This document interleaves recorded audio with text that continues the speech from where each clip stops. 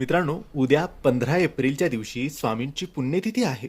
या दिवशी सकाळी लवकर उठा, अंघोळ करा आणि देवघरात सगळ्या देवांची पूजा करा. स्वामींची पूजा करा आणि त्यानंतर आपल्या देवघरात सकाळीच अखंड दिवा लावा. हा दिवा तुपाचा, तेलाचा, तुम्हाला जो वाटेल तो लावू शकतात, पण हा अखंड दिवा असा असला पाहिजे की तो सकाळी लावल्यानंतर रात्रीच्या 12 वाजेपर्यंत पेटत राहायला पाहिजे. मध्ये विझता कामा नये यासाठी तेल पूर्ण टाका, मोठी वात लावा आणि रात्रीच्या 12 वाजेपर्यंत तो प्रज्वलित राहील याची काळजी घ्या. हे झालं दिव्याबद्दल की आपल्याला पुण्यतिथीच्या दिवशी अखंड दिवा आपल्या देवघरात लावायचा आहे.